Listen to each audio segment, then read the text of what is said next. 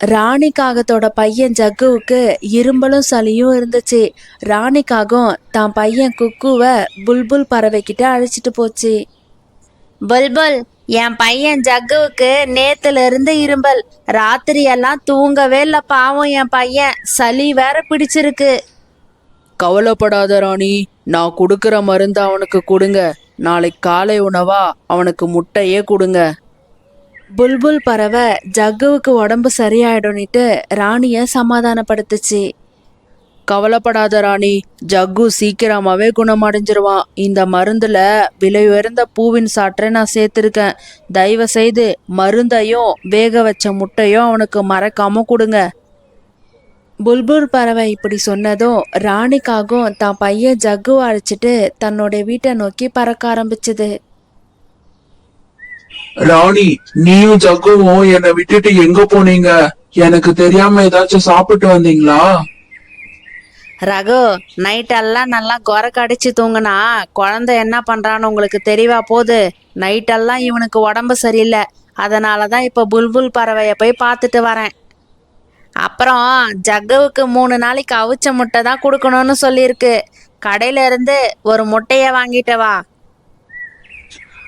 அது ராணி, என் கையில முட்டை வாங்க காசு இல்ல. என்னத்த சொல்றதோ, உன்னை கட்டிக்கிட்டு என்னால பட முடியல. என் பையனுக்கு ஒரு முட்டை கூட உன்னால வாங்கி தர முடியல. போ இங்க இருந்து. ராணி, இப்ப எதுக்கு நீ கோவப்படுற? இப்ப என்ன, இந்த இடத்துல இருந்து போணுமா? போற விடு. ரகுக்காகவும் எங்க முட்டை கிடைக்கும்னு யோசிச்சுக்கிட்டே பறந்து போயிட்டு இருந்துச்சு.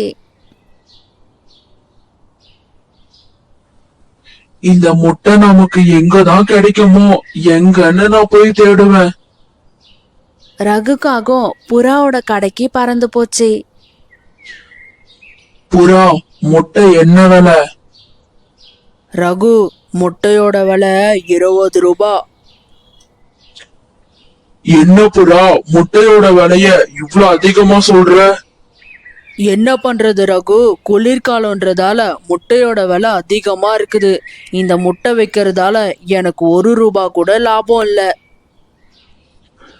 புறா, எனக்கு ஒரு முட்டை தேவைப்படுது. அதுக்கான பணத்தை கூடி சீக்கிரத்திலே கொடுத்துடுறேன். இங்க பாரு ரகு, இதுக்கு முன்னாடி வாங்கின போன பொருளுக்கே நீங்க இன்னும் பணம் தரல. இதுல நான் இன்னும் வேற உனக்கு கடன் கொடுப்பேன்னு என்னை நம்பி வந்திருக்கியா? ஒழுங்கா இந்த இடத்த விட்டு போயிடு. புறா இப்படி சொன்னதும் ரகுவால எதுவுமே பேச முடியல.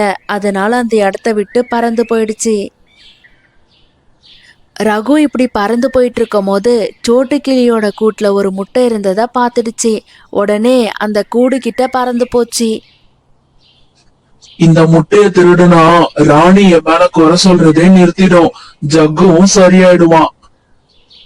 இப்படி நினைச்ச ரகுக்காகவும் சோட்டு கூட்டுல இருந்த ஒரு முட்டை எடுத்துக்கிட்டு வேகமா பறக்க ஆரம்பிச்சது. ரகு, இந்த முட்டை உங்களுக்கு எங்க இருந்து கிடைச்சது? ராணி, எனக்கு எங்கேயும் கிடைக்கல. நான் புறாவோட கடையில இருந்து வாங்கிட்டு வந்தேன். என்ன, அந்த பேராசை பிடிச்ச புறா கிட்ட இருந்தா வாங்கிட்டு வந்தீங்க? ஆமா, இது என்ன சிட்டுக்குருவி முட்டையா? இவ்வளோ சின்னதா இருக்கு. இல்ல ராணி, இது கிளி முட்டை. என்ன பண்றது, அந்த புறா கிட்ட இருக்கிற எல்லா முட்டையும் சின்னதாதான் இருக்கு. ராணியும் ரகு கொடுத்த அந்த முட்டைய வேக வச்சு ஜக்குவுக்கு கொடுத்துச்சு. டே ஜக்கு, இந்த முட்டைய முழுசா சாப்பிட்டுடு. அப்பதான் உனக்கு உடம்பு சரியா போகும். நாளைக்கும் உங்க அப்பா இதே மாதிரி இன்னொரு முட்டைய எடுத்துட்டு வருவாங்க. ஐயோ, என்னுடைய முட்டை காணுமே. யார் எடுத்தது? என் முட்டை எங்க போச்சு? என் முட்டை எங்க போச்சு?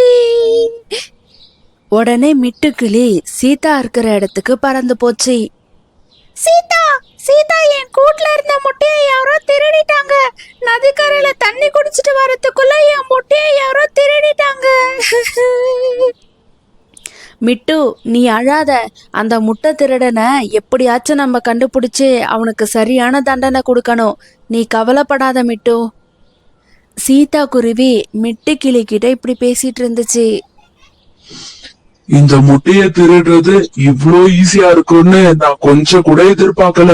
இன்னைக்கும் இதே மாதிரி எங்கேயாச்சும் ஒரு முட்டை கிடைக்கும். அந்த முட்டையை எடுத்துட்டு போய் ராணி கிட்ட கொடுத்தா என்னை புகழ்ந்து தள்ளிடும். இப்படி நினைச்ச ரகுக்காகவும் இன்னைக்கும் ஏதாச்சும் முட்டை கிடைக்குமான்னு பார்த்துட்டே பறந்துட்டு இருந்துச்சு. அங்க இருக்க ஒரு கூட்டுல முட்டை இருக்கு. நல்ல வேளை இங்க சுத்தி யாருமே இல்ல. உடனே நம்ம அந்த முட்டையை எடுத்துக்கிட்டு இங்க இருந்து வேகமா வீட்டுக்கு பறந்து போயிடணும்.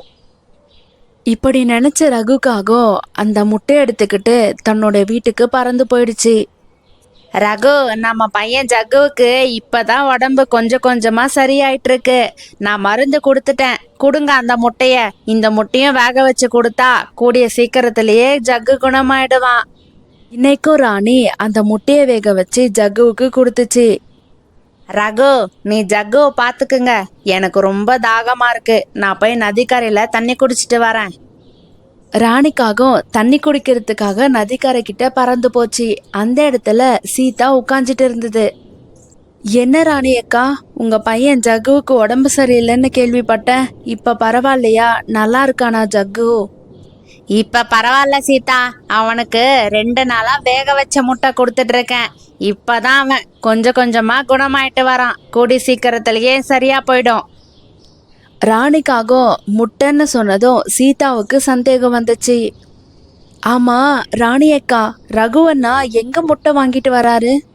அதுவா சீதா, எல்லாம் புறா கடையில தான். என்ன பண்றது, ஒரு முட்டை 20 ரூபான்னு வித்துருக்கு. என்ன பண்ண முடியும்? நம்ம உடம்பு சரியாகணும்னா அவ்வளோ விலை கொடுத்து வாங்கித்தானே ஆகணும்.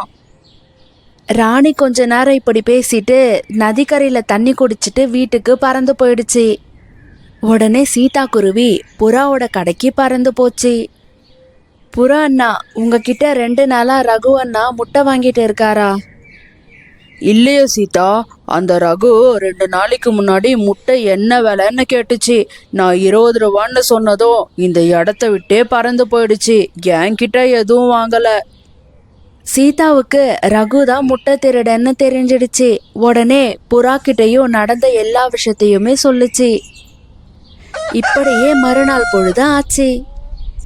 சீதா குருவியும் மற்ற பறவைகளும் ஒரு களிமண்ணாலான ஒரு முட்டை எடுத்துட்டு ஒரு கூட்டுல வச்சாங்க. வாங்க, நம்ம நினைச்ச மாதிரி இந்த முட்டையை வச்சாச்சு. இந்த ரகுக்காகவும் கண்டிப்பா இந்த முட்டையை பார்த்ததும் இந்த இடத்துக்கு வரும்.